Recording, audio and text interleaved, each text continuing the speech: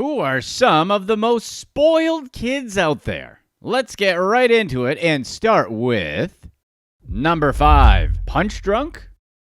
Alexandra Jackson, daughter to country superstar Alan Jackson, faced charges of assault, underage drinking, and resisting arrest following a 2013 traffic stop.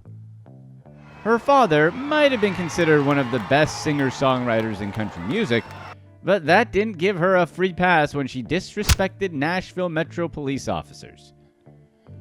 She was riding in the passenger seat of a Range Rover that a Nashville police officer caught driving over the speed limit. While speaking to the driver, the officer could tell that Jackson was intoxicated and getting aggressive. Jackson began to make demands as she stormed out of the car. The officer's attempts to get her back in the vehicle only further enraged her.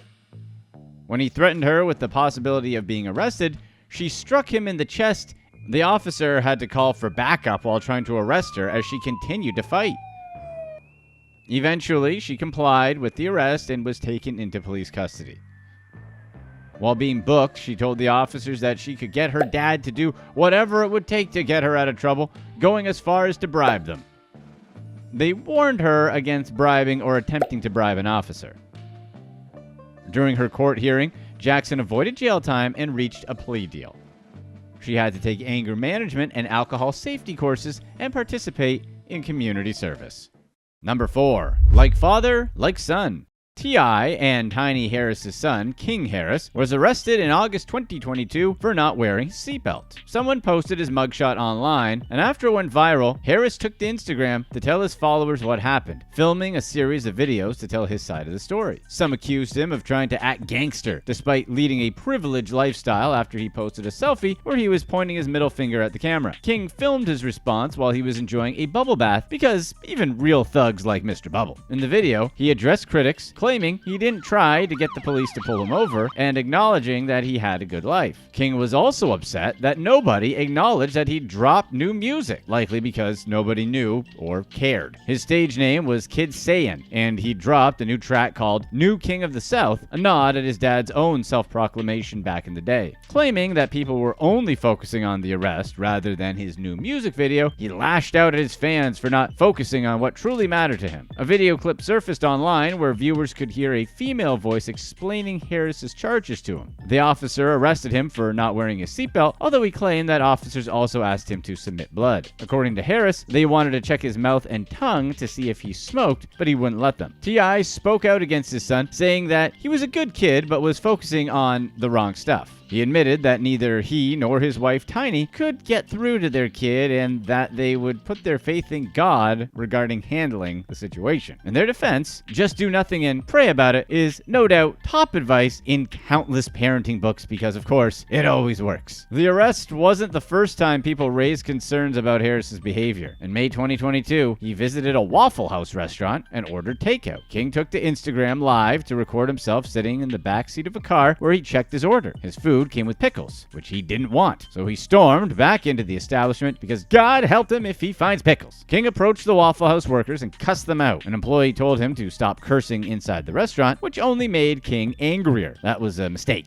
King told them he could do whatever he wanted. Then, King taunted the workers and, in a truly baller move, bragged that he had their entire yearly wage in his pocket. If flaunting inherited wealth doesn't impress them, what will? Then, he took out a stack of cash and showed them his dad's money, proving his impressive claim and obviously commanding the respect Waffle House should be giving him. King then threatened to pistol whip an employee for disrespecting him. He must not have been suitably impressed. The cook offered to meet him outside, but King bravely sped off, feeling he'd taught Waffle House a lesson about respect. In 2020, an 8-second video clip also showed King fighting another boy in a school bathroom. They were each throwing and ducking punches until it escalated. King threw his opponent against the wall and elbowed him to the ribs. Sounds like T.I. and Tiny needed to start putting their faith in God to help King sooner. Seriously, who else is supposed to raise, discipline, and teach their child? Them? Absurd! It's obviously God's job.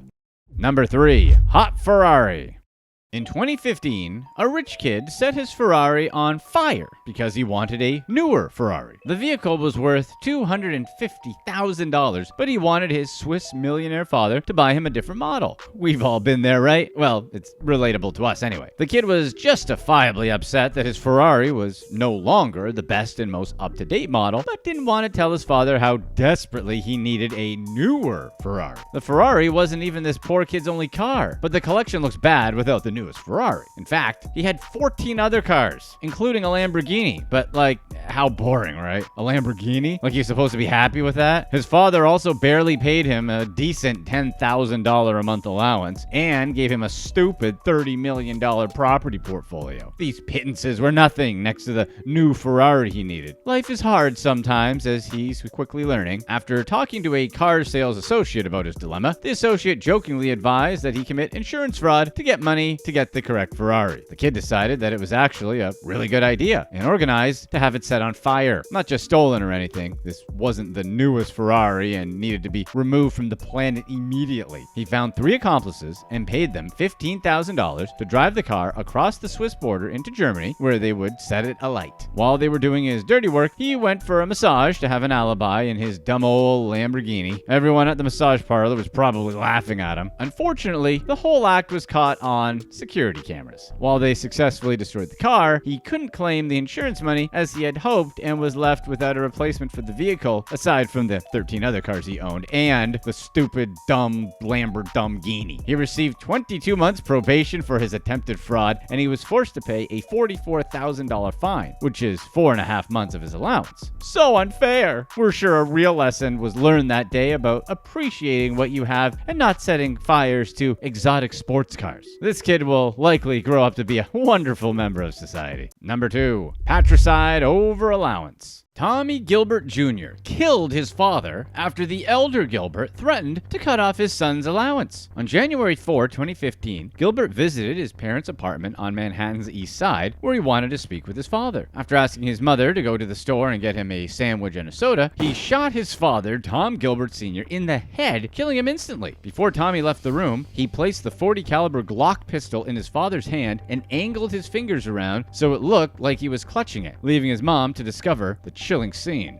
Gilbert had delusions that started when he was a child. Some people and places were what he considered contaminated, such as New York's JFK Airport. He probably wasn't wrong about that, though. Once Tommy was on his way to Princeton with his father when they pulled over for gas near JFK. Gilbert claimed the place contaminated his clothing and was one of the most traumatic things he had ever experienced. Let us say that again. Stopping at a gas station near JFK Airport is the most traumatic thing Thomas Gilbert Jr. has ever experienced. Despite never being formally charged, some people suspected that he tried to kill a former roommate. Gilbert was convinced that Peter Smith was out to get him, despite there being absolutely no reason to think that. In October of 2013, Gilbert and Smith had attended the premiere of And After All, a short film in which Gilbert appeared as an extra, and had been co-produced by a mutual friend. After the premiere, Smith emerged onto the street when Gilbert stepped out of nowhere and jumped him. Gilbert repeatedly slammed Smith's head against the pavement. Gilbert had broken his nose and given him a concussion. When confronted by mutual friends, Gilbert went completely off the deep end, going on a rage-filled diatribe that was incomprehensible. Smith fled and was granted an order of protection. It didn't end there, with Gilbert and his friends regularly calling the SPCA to have Smith investigated for animal abuse. Of course, nothing was ever found because Peter Smith wasn't abusing his dog. A year later, Smith's Hamptons house burned to the ground after someone threw a Molotov cocktail into the residence. Usually, Smith would have been home alone, but thankfully, he had a friend over. Gilbert refused to get a proper job and was often described as a man-child. He was spoiled and would spend his time taking frequent surfing trips overseas and taking certain illegal substances. Tom Gilbert Sr. was a hedge fund manager and gave his son all the cash he needed, because nothing creates wonderful humans like inherited wealth. Tom supplied Tommy with a weekly allowance, financed his Jeep, paid for expensive club memberships, and helped out with any other costs his son had. Gilbert's name was even on his father's firm's payroll, but nobody that worked there knew what he did. Even though he had his allowance, Gilbert often approached his mother and asked her for more money. In 2020, 2012, when Tommy was 28, his parents gave him $74,000 and increased his allowance to $10,000 a month. When his father began to cut his allowance, Gilbert found other ways to make money, like buying a credit card skimmer. Then he contacted a real estate agent and asked that she sell his parents' Hampton home. It was soon apparent that he wouldn't get the money he needed until his father was dead. Gilbert's mother told the police that her son had murdered his father. Following his arrest, Gilbert went to Rikers Island to await trial. His lawyer at the time repeatedly argued that his client wasn't mentally fit to take the stand. While in jail, Gilbert's mental health steadily declined. He stopped taking his medication and tried to start fights with other inmates. Tommy asked a friend to host a fundraiser to help him with his legal defense, but his friend refused, as nobody would want to help get a spoiled kid who went after his own dad get out of jail. Tommy argued with his lawyer about taking an insanity defense and eventually wrote to the Manhattan District Attorney to ask for a public defender because he wanted to fire his attorney. Then, Tommy claimed to be suffering from radiation poisoning after swallowing a battery,